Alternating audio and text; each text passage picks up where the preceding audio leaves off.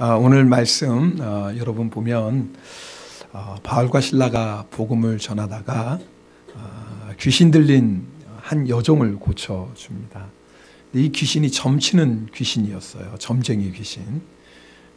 그러니까 이 주인이 이 여종으로 말미암아 많은 돈을 벌었는데 점치는 귀신이 나갔으니까 점을 못 치잖아요. 수입이 끊긴 겁니다. 화가 나서 바울과 실라를 고발합니다. 그렇다고 해서 점치는 내 여종 귀신 쫓아냈다 이렇게 말할 수는 없으니까 오늘 얘기하기를 로마 사람인 우리가 받지도 못하고 행하지도 못할 풍속을 전한다라는 제목으로 고발합니다. 그리고 고발할 때 많은 사람들이 그들과 함께 바울과 실라를 고발하는 거예요. 상관들이 그들을 옷을 벗기고 채찍질하고 옥에 가둡니다. 오늘 말씀 보면 바울과 실라가 생각지도 못했던 고난을 받습니다. 여러분 성경을 보면 이 세상에 고난이 크게 두 종류의 고난이 있습니다. 하나는 뭐냐면 우리가 지은 죄로 말미암아 받는 고난입니다. 베드로사도는 베드로전서 4장 15절에 이렇게 성도들에게 경고합니다. 너희 중에 누구든지 살인이나 도둑질이나 악행이나 남의 일에 간섭하는 자로 고난을 받지 말려니와. 예수를 믿어도 죄를 지으면 그 죄로 인한 고난이 있습니다. 여러분 이런 고난은 부끄러운 고난이고 이런 고난은 하나님의 영광을 가리는 고난입니다. 예수 믿는다고 하는 사람들, 교회 열심히 다닌다고 말하는 사람들 중에 이런 고난을 당하고 있는 사람들도 있겠지요. 우리가 지은 죄로 말미암아 고난 당할 때 해야 될 일은 회개하는 겁니다. 주님 앞에 회개하는 겁니다. 그리고 죄로 인한 고난을 달게 받는 겁니다. 주님, 나는 입이 10개라도 할 말이 없습니다. 나 죄인입니다, 주님. 나를 긍휼히 여기소서. 무릎 꿇으면 주님께서 용서의 은혜를 베풀어 주십니다. 그러나 또 한 가지 고난이 있습니다. 오늘 나오는 고난입니다. 예수님 때문에 당하는 고난입니다. 복음 때문에 당하는 고난입니다. 내가 말씀대로 살기 위해 당하는 고난입니다. 이 고난에 대해 베드로 사도는 이렇게 말합니다. 너희가 그리스도의 고난에 참여하는 것으로 즐거워하라. 따라합시다. 즐거워하라. 네, 그러니까 주님 때문에 고난 당할 때는 뭐 하라고요? 즐거워하라. 오늘 말씀 보면 바울과 실라가 많은 매를 맞았습니다. 채찍질 당했습니다. 그리고 발에 착고를 찹니다. 여러분 발에 그 당시 채우는 착고는 우리가 생각하는 수갑 정도의 착고가 아닙니다. 그 당시 죄인들의 그 양 다리를 찢어질 만큼 벌립니다. 지금 죄송합니다. 이게 험한 표현을 해서 무슨 다른 표현이 있을까 한데 없어요. 하여튼 뭐 다리를 찢어질 만큼 벌리고 거기에 착고를 채우는 겁니다. 그러니까 이거는 그냥 다리가 불편하고 쥐나는 정도가 아닌 겁니다. 고문입니다. 그 상태로 계속 있어야 되는 겁니다. 그리고 깊은 옥에 갇혔다 그랬습니다. 그 당시 옥은 지금의 감옥과고 달라요. 땅을 파들어가는 감옥입니다. 그러니까 얼마나 축축하고 춥겠습니까? 자, 근데 놀라운 건 그 다음이에요. 바울과 실라가 그곳에서 뭐 하냐면 기도하고 찬송해요. 그런데 그냥 중얼거리는 찬송이 아닙니다. 다른 죄수들이 들을 정도로 크게 찬송합니다. 오늘 25절에 보면 죄수들이 듣더라 그랬어요. 근데 여기서 말하는 듣더라의 단어가 중요해요. 우리 한국어 성경이나 일본어 성경에는 그냥 죄수들이 그 찬송을 듣더라 그렇게 되어 있지만 원문을 보면 이 듣다라는 단어는요 두 가지가 있어요. 이 헬라어에 하나는 그냥 듣는 겁니다. 제가 오늘 말할 때 여러분이 설교를 듣고 다른 사람의 말을 듣고 그냥 듣는 겁니다. 근데 또 다른 하나의 듣는다는 단어가 있어요. 그게 뭐냐면 노래라든가 연주가 있을 때 그걸 기쁨으로 듣는 겁니다. 근데 오늘 사용하고 있는 듣다라는 단어가 뭐냐면 바로 그 단어예요. 노래나 연주를 흥에 겨워서 듣는 것. 이 말이 뭐예요 지금? 바울과 실라가 큰 소리로 찬양하는데 신세 한탄하면서 부르는 찬송이 아니에요. 기쁨이 넘쳐가지고요. 기쁨이 넘쳐서. 너무너무 기뻐가지고 막 큰 소리로 지금 찬양하는 겁니다. 아니 뭐가 그렇게 지금 기쁘고 즐거워요?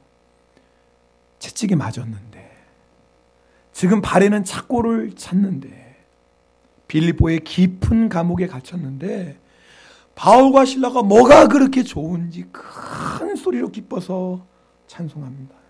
왜요? 이유는 하나예요. 예수님 때문에 당한 고난이 너무 기뻤던 거예요. 복음 때문에 당하는 고난이 너무 기뻤던 거예요.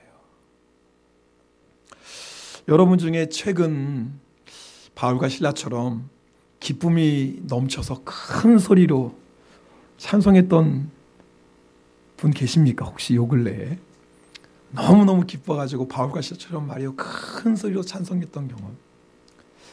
제가 말씀을 준비하다가 요즘 내가 그렇게 그냥 기쁨에 넘쳐서 큰 소리로 찬송했던 적이 있나? 요 근래 별로 없었던 것 같아요. 참 부끄럽게도. 근데 그보다 더 중요한 게, 우리가 만약에 큰 소리로 기뻐하며 찬송했다면 이유가 있을 거 아닙니까? 우리가 만약에 지난 한 주간에 요 근래에 여러분이 기뻐서 큰 소리로 찬송했다면 이유가 있을 거 아니에요. 예를 들어서 오랫동안 기도했던 게 응답받았다든지, 아니면 마음의 소원이 이루어졌다든지, 골치 아픈 문제가 해결됐다든지, 내 인생에 기적 같은 일이 일어났다든지, 어떤 분 표현대로는 뭐 돈벼락을 맞아서 그렇다든지, 하여튼 뭔가 그런 일이 있어서 여러분이 기뻐서 노래했을 수 있어요. 맞아요. 그렇다면 하나님께 기쁨과 감사의 찬송을 올려야죠. 근데 여러분, 예수님 때문에 고난당할 때 기쁨으로 찬송해 보신 적 있습니까? 내가 복음을 전하다가 당하는 부끄러움 때문에, 능욕 때문에 그것이 너무나 기뻐서 큰 소리로 찬송해 본 적 있습니까? 내가 주님의 말씀을 지키다가 말씀 때문에 당하는 환난과 말씀 때문에 당하는 희생, 그것이 너무나 기뻐서 여러분 큰 소리로 찬송해 보신 적이 있습니까? 많은 성도들이 예수님 때문에 고난당하면 기뻐하고 감사하기보다 불평하는 사람들이 있습니다. 어쩌면 우리의 모습일 수도 있어요. 주님, 우리가 이렇게 주님 잘 믿고 예배도 잘 드리고 기도도 열심히 하고 제자훈련도 받는데 왜 이런 고난이 옵니까? 불평하고 원망할 수도 있지요. 어떤 사람은 하나님의 사랑을 의심하기도 합니다. 하나님, 저 사랑하시는 거 맞아요? 하나님이 저 사랑하신다면 이런 고난 좀 안 만나게 해주셔야지. 아니, 내가 죄져서 고난당하는 것도 아니고 예수 잘 믿어보겠다는데, 다른 것도 아니고 한번 열심히 예수 믿어보겠다는 건데 왜 이런 고난 주십니까? 라고 하나님을 향해 원망할 수도 있지요. 제가 이 말씀을 준비하며 묵상하며, 주님, 바울과 실라가 그렇게 고난 앞에 기뻐하고 즐거워하고, 만약 우리들이 작은 고난 앞에서도 불평하고 원망한다면 주님, 그 차이가 뭐지요? 도대체 바울과 실라는 어떤 사람이길래 예수님 때문에 당하는 고난이 너무 기뻐서 기쁨에 넘쳐서 큰 소리로 찬양하고, 똑같은 예수 믿는데 바울과 실라가 하나님이라 아버지라고 부르는 그 하나님이 우리의 아버지가 되시는데, 바울과 실라가 받았던 그 성령님이 우리 안에도 계시는데 왜 우리는 주님 때문에 당하는 고난이 기쁨이고 즐거움이 아닐까요? 주님, 억울한 일을 당하고 답답한 일을 당하면 왜 우리는 자꾸 낙심할까요? 주님, 그러다가 주님이 제 마음 안에 감동 주신 게 있어요.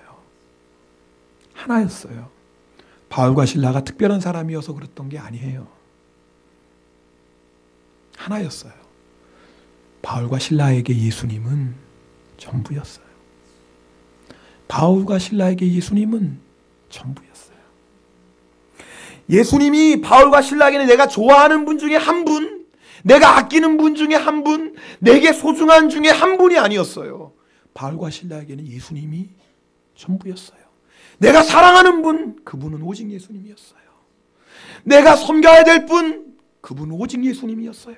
내가 생명 바쳐 따라가야 될 분, 오직 한 분, 그분이 예수님이었어요. 여러분, 바울과 실라가 매 맞을 때 예수님이 어디 계셨을까요?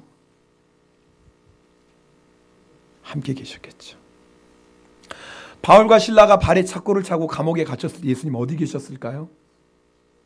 야, 여긴 지저분한 감옥이니까 니들끼리 있어라. 여긴 나는 있을 곳이 안 된다. 그러셨을까요? 함께 계셨겠죠. 단순히 함께 계신 것만이 아니에요.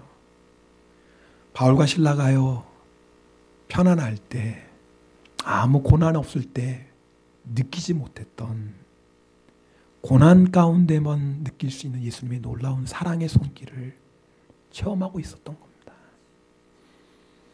감옥 밖에서 자유롭게 다닐 때는 내가 결코 체험할 수 없었던 빌립보 감옥 안에 예수님 때문에 감옥에 갇혀 발에 착고를 차고 있는 그 순간 느낄 수 있는 예수님과의 친밀한 사랑. 바울과 실라가요, 지금 그걸 느끼고 있었던 거예요. 예수님이 전부인 사람에게 이것보다 더 기쁜 일이 어디 있겠어요. 사람은 떠나고 세상은 등을 돌려도 나는 결코 너희를 버리지 않고 너희를 떠나지 않겠다고 약속하신 그 주님이 지금 그 빌립보 감옥에 바울과 실라와 함께 계세요. 그 주님의 놀라운 사랑의 손길 가운데 지금 바울과 실라가 함께 있어요. 예수님이 전부인 사람에게는 이보다 더 큰 기쁨과 감격이 없어요. 여러분 돌아보세요. 여러분이 언제 주님과의 친밀한 사랑을 나누셨나요? 여러분 한번 여러분의 신앙생활을 돌아보세요. 여러분이 언제 정말 주님이 나를 너무나 사랑하셔, 주님이 나와 지금도 함께 하셔, 언제 여러분이 주님의 위로와 사랑의 손길을 체험하셨나요? 여러분 잘 나갈 때였어요? 돈 많이 벌어서 성공해서 떵떵거리고 소리치며 살 때예요? 내가 건강해서 내가 하고 싶은 대로, 내가 가고 싶은 대로 마음껏 살 때 그때였나요? 잘 생각해 보세요. 아니에요. 예수님, 나는 예수님 한 분밖에 없어요. 예수님, 사람 다 떠났네요. 그러나 예수님 날 떠나지 않고 지금 나와 함께 계시죠? 그때였어요. 예수님 저 다 잊어버렸어요. 이제 아무것도 남지 않았어요. 저에게 남은 건 예수님 한 분밖에 없어요. 그래도 예수님이 나를 사랑하시니 너무나 감사해요. 그때였어요.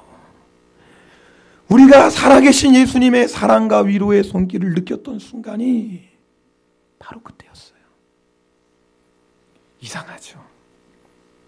우리가 평탄할 때, 아무 문제 없을 때, 잘 나갈 때는 좀처럼 그런 은혜와 사랑의 손길을 잘 느끼지 못해요. 왜냐하면 우리가 예수님 안 바라보거든요. 그런데요, 이상하죠. 우리가 예수님 때문에 고난을 당하기 시작하면 멀리 느껴졌던 그 예수님이 그렇게 가깝게 느껴질 수가 없어요. 이상하죠. 내가 복음을 위해 주의 말씀을 지키기 위해 내가 환난을 당할 때 예수님의 그 위로와 사랑의 손길이 우리를 만져주고 계시는 걸 느껴요. 아들아, 내가 다 알아. 딸아, 내가 다 알고 있다. 너 낙심하지 마. 내가 함께 하잖아. 그때예요. 그때 우리가 주님의 놀라운 은혜와 사랑을 체험합니다. 이게 고난의 신비지요. 여러분 똑같이 예수님을 믿어도요, 예수님이 전부인 사람과 예수님이 전부가 아닌 사람은 전혀 달라요. 근데 사실은요, 우리가 예수님을 믿는다라는 건 예수님이 전부라는 거예요. 마태복음 6장 24절에 예수님이 이렇게 말씀하십니다. 한 사람이 두 주인을 섬기지 못할 것이니 혹 이를 미워하고 저를 사랑하거나 혹 이를 중히 여기고 저를 경히 여깁니다. 너희가 하나님과 재물을 겸하여 섬기지 못한다. 여기서 섬기다라는 말을 사랑이라는 단어로 바꾸면 더 이해하기 쉬워요. 너희가 두 주인을 사랑하지 못할 것이니 혹 이를 미워하고 저를 사랑하거나 혹 이를 중히 여기고 저를 경히 여깁니다. 너희가 하나님과 재물을 함께 사랑하지 못한다. 여러분, 우리가 부부간의 관계를 예로 들면 너무나 쉬워요. 아내는 누구만 사랑하는 거예요? 아니, 대답이 없어. 이런 건 대답을 크게 하셔야죠. 주여가 나오죠. 주여.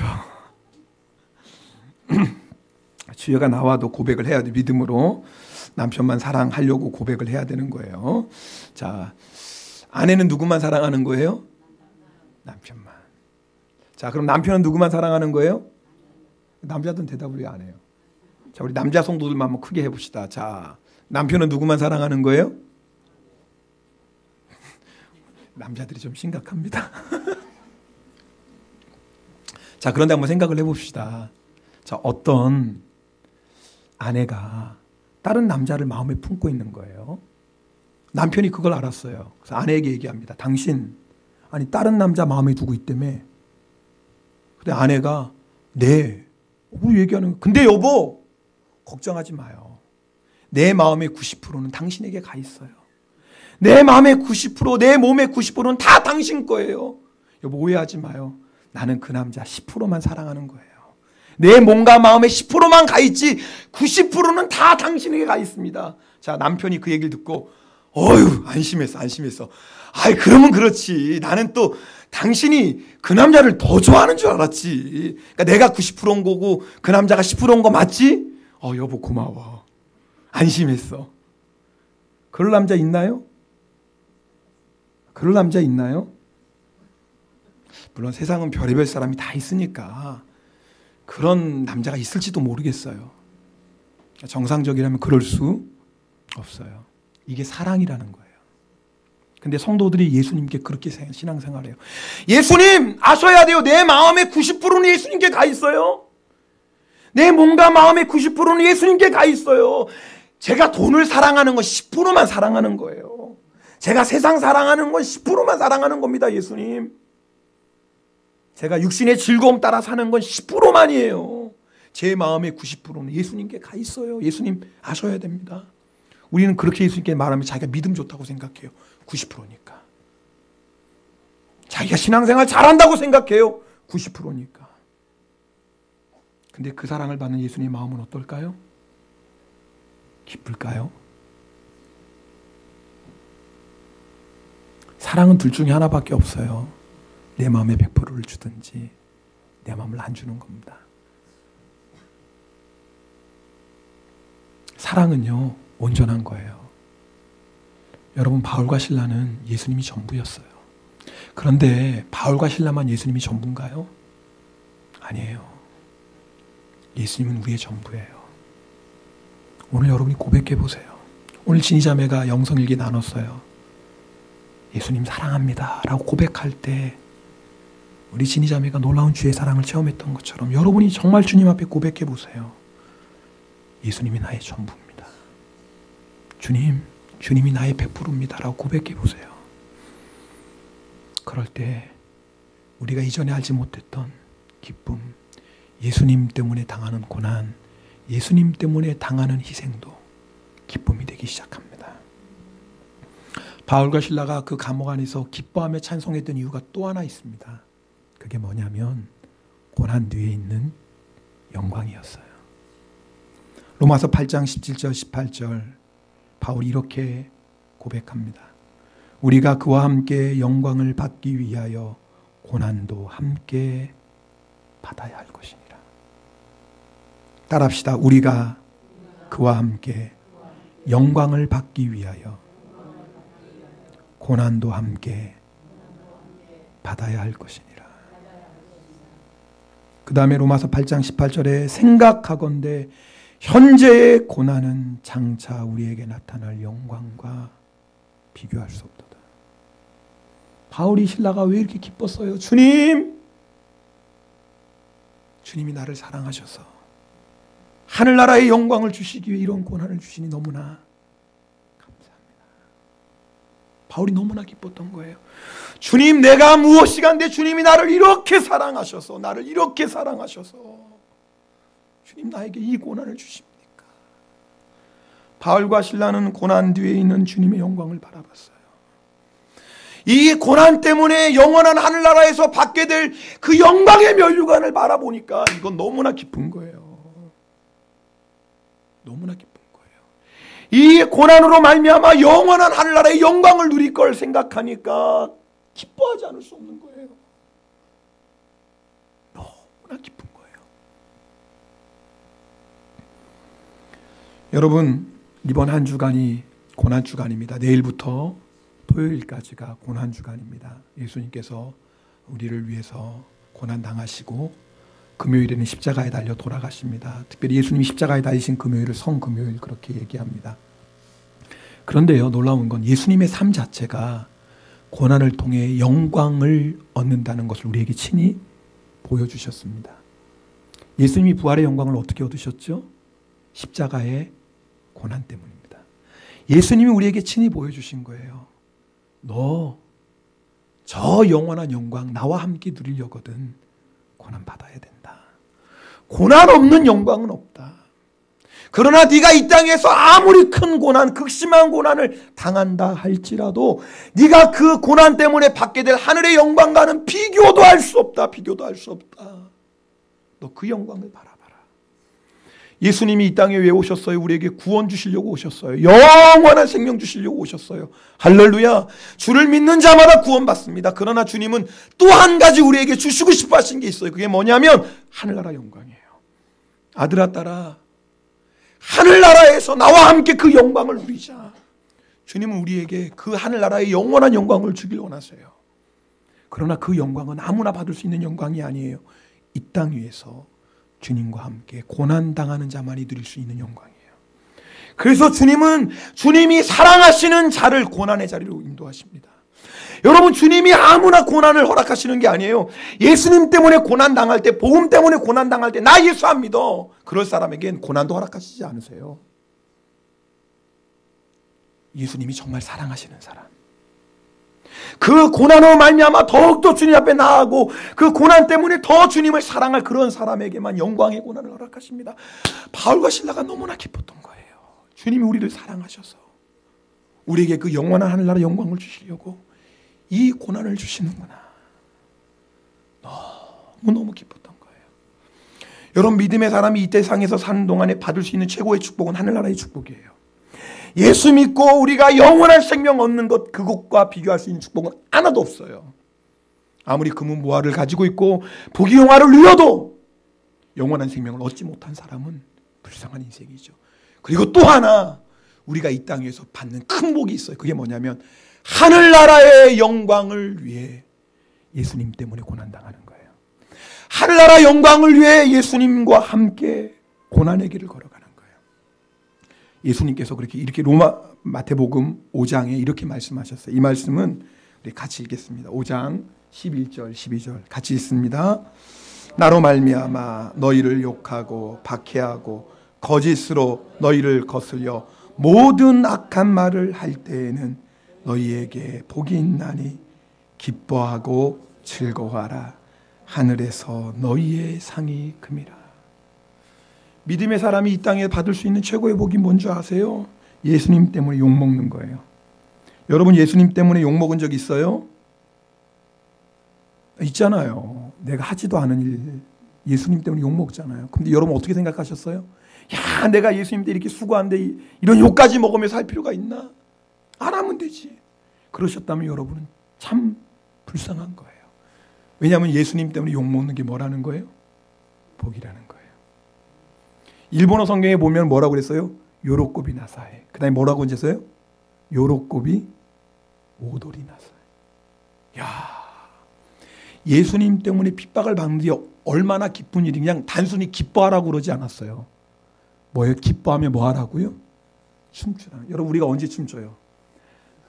너무 기쁘면 춤추잖아요. 그냥 너무 좋으면 아이고, 그냥 아마 10억 복권 당첨됐다 그러면 오늘 아마 여러분들 그냥 막 어깨춤 덩실덩실 추면서 난리가 날 겁니다, 아마. 근데 그 세상 복과 비교할 수 없는 영원한 복을 주님 말씀하세요. 너 나 때문에 욕먹었니? 너 나 때문에 고난당하고 있니? 너 나 때문에 희생하고 있니? 너 기뻐해라. 아니, 그냥 단순히 기뻐하는 차원에서 안 돼. 너 춤추며 기뻐해라. 왜냐하면 하늘에서 네가 받을 사랑이 너무나 크다.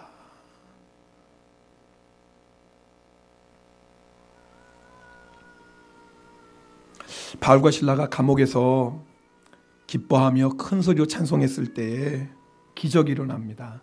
그렇죠? 옥문이 열리고 묶고 있던 모든 착고가 다 풀어집니다. 근데 놀라운 건 바울과 실라가 도망을 안 가요.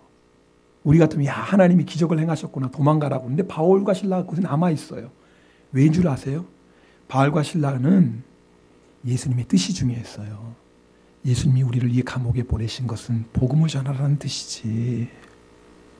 그리고 도망가질 않네요.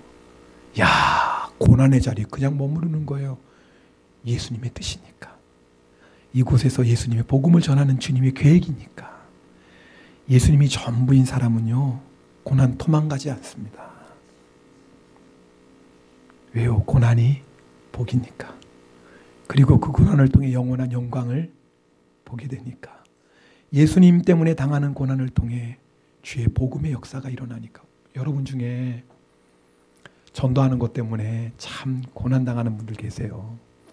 특별히 남편 전도하고 아내 전도할 사람들 참 그럴 거예요. 야, 속을 우글우글하고 한마디 해주고 싶은데 한마디 되면 교회 안 가. 아니, 교회 안 가는 게 벼슬이에요?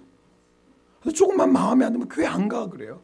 차마 그 말 할까 봐. 그리고 내 아내가 구원받아야 되는데 내 남편 구원받아야 되는데 행여나 내가 이런 얘기했다가 남편이 아내가 교회 안 가 그럴까 봐 그게 무서워서 내가 욕먹고 고난당할 때 여러분 아이고 내 팔자야 나는 무슨 팔자길래 이러나. 이제 팔자 타령하지 마세요. 어떻게 해야 돼요? 바울과 실라처럼 기뻐할 거예요. 왜요? 주여 나를 얼마나 사랑하셔서 이런 남편 만나서, 주여 나를 얼마나 사랑하시면 이런 아내 만나서, 예수님 이름 때문에 이 아내 이 남편을 내가 이렇게 섬기게 하시니 주여 얼마나 감사합니까? 할렐루야. 할렐루야. 혹시 남편 아내 전도하려고 가족 전도하려고 여러분 정말 모진 고생하시는 분들 팔자 타령하지 마십시오. 이제는 감사하세요. 할렐루야. 하나님이 우리를 사랑하셔서 우리에게 그 영광의 면류관 주시려고 그 고난 주셨습니다. 오늘 말씀처럼 간수와 그 가족이 다 세례받습니다. 기적이 일어납니다. 진짜 기적이에요. 어떻게 로마의 간수와 그것도 그 가족이 그것도 하룻밤에 다 세례받을 수 있겠어요? 바울이 그런 고난을 통과하지 않았다면 이런 복음의 역사는 일어날 수가 없는 거예요. 바울이 빌립보에서 아무리 예수 믿으라고 그렇게 소리쳤어도 이런 구원의 역사는 일어나지 않았을 거예요. 여러분, 주님을 위해 복음을 위해 당하는 고난 뒤에는 놀라운 구원의 역사가 있습니다. 믿으세요. 예수님 때문에 복음 때문에 당하는 고난 뒤에는 놀라운 구원의 역사가 있습니다. 그래서 믿음의 사람은 예수님 때문에 복음 때문에 고난당할 때 기뻐 찬양하는 겁니다. 세상 사람들에게 고난은 기쁨이 아니죠. 세상 사람들에게 고난은 부끄러움이지 영광이 아닙니다. 그러나 우리에게는 기쁨의 고난이 있고 영광의 고난이 있습니다. 예수님 때문에 당하는 고난, 복음 때문에 당하는 고난, 말씀을 지키기 위해 당하는 고난, 이 고난은 우리의 기쁨이고 영광입니다. 오늘 성찬 받습니다. 예수님은 우리의 전부입니다. 사실 예수님께 우리가 전부였어요. 예수님께 우리가 전부였어요. 그래서 예수님 우리를 위해서 고난 당하시고 우리를 위해 생명까지 버리셨습니다. 왜요? 예수님께 우리는 전부였어요.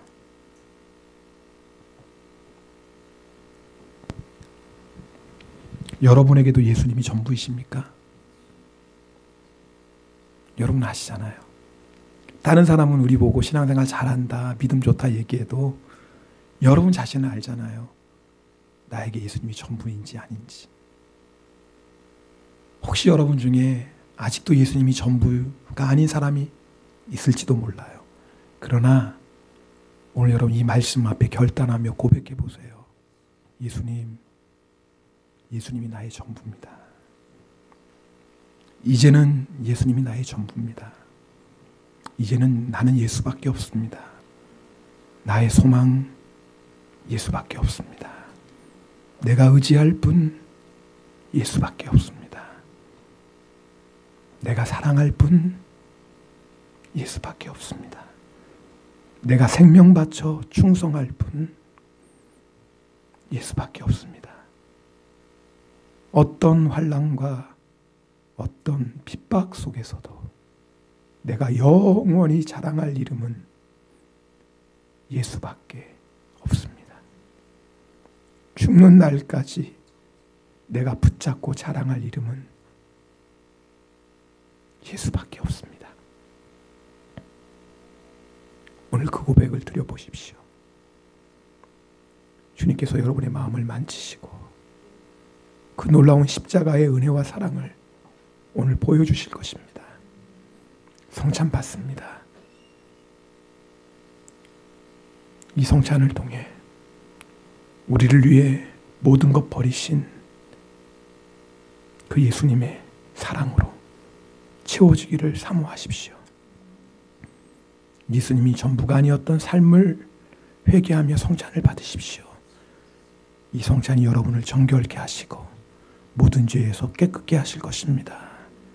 그리고 이 성찬을 통하여 이제는 주님과 함께 고난의 길이라 할지라도 좁은 길, 험한 길이라 할지라도 기뻐하며 찬송하며 주님과 동행하겠나이다. 믿음으로 결단할 수 있기를 축복합니다. 우리 함께 통성으로 기도하겠습니다.